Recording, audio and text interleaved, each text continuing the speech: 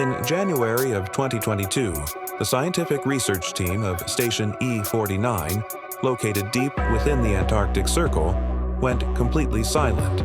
There was no distress signal, no Mayday call, just one single fragmented transmission before all contact was lost forever. To this day, not a single member of the 8-person team has ever been found. No wreckage, no bodies, only silence and ice.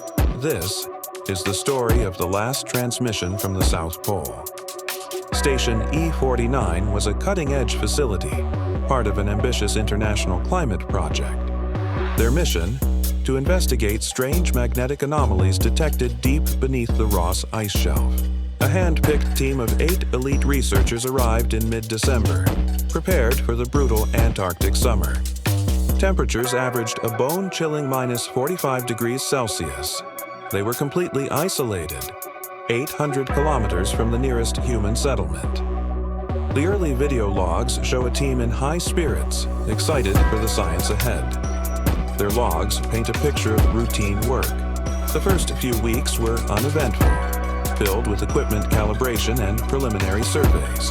But then, on January the 5th, the ice-penetrating radar began detecting something unexpected. A large, dense object buried nearly a kilometer below the surface. At first, they believed it to be a unique geological formation. But soon, the data told a different, more disturbing story. On January 8th, the sensitive seismographs at the station began picking up rhythmic vibrations originating from the anomaly. The pulses were steady, consistent, like a slow, massive heartbeat. The team initially assumed it was a geological event, perhaps a subglacial tremor. But when they analyzed the frequency, they made a terrifying discovery. The patterns were not random. They matched non-natural, complex intervals. It felt intentional. The low, deep humming grew, becoming a constant, unsettling presence. The vibrations intensified. Tools began rattling off shelves, and hairline fractures appeared in the station's viewports. Then, one of the external night vision cameras, pointed at the ice field above the anomaly, captured an inexplicable flash of bright blue-white light from beneath the ice, overloading the sensor before it cut to static. Whatever was down there, it was active. It was alive. The next morning, driven by a mix of scientific curiosity and growing dread, a 3-person team decided to investigate. They suited up and descended into a pre-drilled borehole that reached 900 meters deep, carrying a specialized camera and communication equipment. They were supposed to report back every 15 minutes. They never came back. The final audio log from their descent is the stuff of nightmares. You can hear their heavy breathing, echoing in the tight space, the metallic scrape of their gear against the ice walls. Then, one of them speaks, their voice filled with awe and terror. There's a structure down here. It looks metallic. It's huge. Wait, what is that light? It's opening. The transmission ends in a raw, blood-curdling scream, consumed by a burst of static. The line went dead. Bizarrely, their beacon continued to broadcast an unknown complex frequency for exactly 37 minutes. Before it, too, stopped forever. Panic began to set in at Station E49. In the hours that followed, the 5 remaining team members reported a series of terrifying events. Their log entries became frantic, almost illegible. They claimed to see shadowy figures moving just at the edge of their vision, fleeting movements inside the station itself. Doors would swing open on their own against the heavy drafts. Crucial equipment malfunctioned without reason. One chilling log entry from Dr. Harris, the mission lead, was found on a corrupted drive. It reads, "We keep hearing them whispering. The ice is speaking to us." That night, the base's main generator was destroyed. An internal investigation showed it had been torn apart from the inside, yet there were no signs of forced entry. With the main power gone, the temperature inside the station plummeted to minus 60. Their last recorded video fragment shows the final 4 members, huddled together for warmth near the emergency radio transmitter, their faces pale with terror in the dim emergency light. Dr. Harris looks directly into the camera, his voice shaking. If anyone finds this, don't come here. It's not human. It wants... The feed dissolves into a cascade of static, punctuated by another scream, and then nothing. At 2:13 a.m. on January 12th, the Chilean Antarctic Command Station picked up one final, heavily distorted message from E49's frequency. It was barely audible, a weak voice buried under a storm of static. It's awake. It knows we're here. The ice is moving. The voice was cut off by a deafening crash, like a mountain of ice collapsing, followed by a distant guttural roar that didn't sound like any known animal.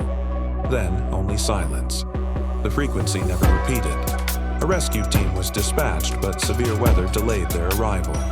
When they finally reached the coordinates, they found Station E49 almost completely buried beneath 2 meters of fresh, undisturbed snow. There were no footprints leading away from the station, no signs of a struggle, no bodies. The only thing they found was a single, frantic message carved deep into the station's main steel door. 3 words: "Do not dig." In the years since, official reports concluded the team likely perished in a sudden, catastrophic storm. Satellite imagery of the area now shows a massive, circular depression, nearly 2 kilometers wide, where the station once stood. Geologists claim it was a natural sinkhole, a collapse of the ice shelf. But the story doesn't quite end there. For those who listen closely to shortwave radio frequencies, specifically around 29 megahertz, some amateur operators still report hearing strange, faint voices whispering through the static, carried on the Antarctic winds. Whatever the team at Station E49 found beneath the ice is still there, waiting. Thanks for watching this investigation. Have you ever wondered what it's like to be at the most isolated place on Earth? Imagine being at the South Pole, a world of white stretching endlessly in every direction, where temperatures can plummet to unimaginable lows. It's a place for science, for discovery, and for pushing the limits of human endurance. But what happens when the silence of that frozen continent is broken by a message that was never meant to be heard by the outside world? Today, we're diving into one of the most chilling mysteries of modern exploration, the last transmission from the Amundsen-Scott South Pole Station. For decades, this station has been a beacon of human presence in Antarctica, a hub for brilliant minds studying everything from climate change to the very origins of the universe. Life there is a masterclass in survival. During the long, dark polar winter, the small crew is completely cut off from the rest of humanity for nearly 9 months. No flights in, no flights out. They are on their own, a tiny island of warmth and light in a sea of ice, their link to the world, a fragile thread of radio and satellite communications. It's their lifeline for data, for news, and for hearing the voices of loved ones thousands of miles away. But a few years ago, during the deepest part of the Antarctic winter, something strange happened. An unscheduled, encrypted transmission burst out from the station. It wasn't a routine data upload or a scheduled check-in. This was something different. The signal was weak, distorted by the extreme atmospheric conditions of the polar vortex. At first, monitoring stations around the world dismissed it as atmospheric noise or a technical glitch. But one persistent analyst at a remote listening post in New Zealand thought otherwise. They spent weeks cleaning up the audio, filtering out the static, trying to decipher the message hidden within the noise. What they eventually uncovered was not a distress call, at least not in the conventional sense. It was a voice, a single voice, calm but with an undercurrent of urgency, speaking in a series of complex scientific terms mixed with what sounded like philosophical questions. The speaker talked about symmetries breaking in the ice, sub-zero quantum phenomena, and a signal not from the stars, but from below. The message wasn't addressed to anyone in particular. It was more like a journal entry, a final report being broadcast into the void. The most unsettling part came at the end. The voice, which was later identified as that of a highly respected physicist on the Winter Over crew, spoke of a discovery. They claimed to have found something beneath the ice sheet, something ancient and vast. They described it not as a living thing, but as a kind of consciousness embedded in the ice itself, a geological mind that had been dormant for eons. The physicist spoke of how the station's deep ice drilling experiments might have inadvertently woken it up. The transmission abruptly cut off with a single haunting phrase. "It's not that we're alone, it's that we're not." And then, silence. Just the familiar crackle of the Antarctic winds. After that broadcast, the station went dark. All communications ceased. For 3 agonizing days, the world held its breath. The operating agencies tried every protocol, every emergency channel, but there was no response. The silence from the South Pole was absolute. Panic began to set in. Was it an equipment failure, a catastrophic accident, or something else entirely? The media got wind of the story and speculation ran wild. Tabloids screamed about aliens and ancient monsters trapped in the ice. The scientific community, however, was more measured, suggesting possibilities like a power plant failure or a sudden psychological crisis among the isolated crew, a phenomenon known as winter over syndrome. But none of those theories fully explained the bizarre content of that final transmission. The physicist who sent it was known for being level-headed and brilliant, not prone to flights of fancy. What could have led them to make such extraordinary claims? The international consortium that manages Antarctic research decided to break protocol. They began planning a rescue mission, a high-risk flight into the heart of the polar winter, something that had only been attempted a handful of times in history. As the world waited, the decrypted transmission was leaked to a small group of independent researchers. They analyzed the scientific jargon and found it to be internally consistent, albeit highly theoretical. The physicist was describing concepts on the very edge of our understanding, ideas that straddle the line between physics and metaphysics. They were talking about the ice sheet not just as frozen water, but as a massive, crystalline structure capable of storing information in a way we can't yet comprehend. Then, just as the rescue plane was being prepped for its dangerous journey, a new signal came from the South Pole station. It was a standard, automated, all-clear signal. A few hours later, live video feed was restored. The world watched, baffled as the camera showed the station's common room. The crew was there, playing cards, reading books, seemingly fine. They looked healthy, calm, and completely unaware of the global panic they had caused. When official contact was re-established, the station commander reported a 3-day power outage caused by a freak ice storm that had damaged their main communications array. They claimed to have been running on backup power and had no idea their silence had caused such alarm. They denied any knowledge of an unscheduled transmission. When questioned about the physicist, the commander said they were fine, just busy with their research. The whole incident was officially logged as a communications breakdown combined with a misunderstanding. Case closed. But for those who heard the last transmission, the story wasn't over. How could a simple power outage generate such a specific, detailed, and disturbing message?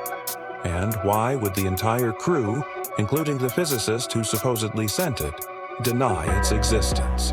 The official explanation felt too neat, too clean. It felt like a cover-up. Those independent researchers who analyzed the message believed the crew was instructed to deny everything.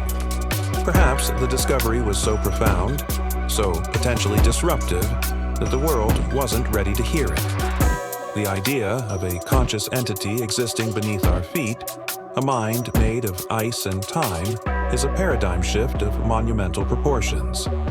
Maybe the official story is just that. A story designed to protect us from a truth we are not equipped to handle. Today, the Amundsen-Scott South Pole Station continues its work. Scientists come and go, data is collected, and discoveries are made. But for some, a shadow hangs over that remote outpost. They look at the smiling photos of the crew and wonder what they really know. They listen to the static between official communications, half expecting to hear that calm, urgent voice again, speaking of the secrets hidden deep within the Antarctic ice. The last transmission from the South Pole has become a modern legend, a ghost story for the scientific age? Was it a desperate warning? A hallucination brought on by extreme isolation?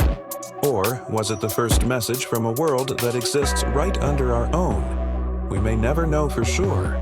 The only certainty is that after that brief, cryptic message, our understanding of the loneliest place on Earth was changed forever. No one ever heard from them, the voice in that transmission, again. It simply vanished, leaving us with more questions than answers, and the chilling possibility that we are not, and have never been, truly alone. Thank you so much for joining me on this journey into the unknown. What do you think happened at the South Pole? Let me know your theories in the comments below. If you enjoyed this mystery, don't forget to hit that like button and subscribe for more deep dives into the unexplained. Stay curious, and we'll see you in the next video.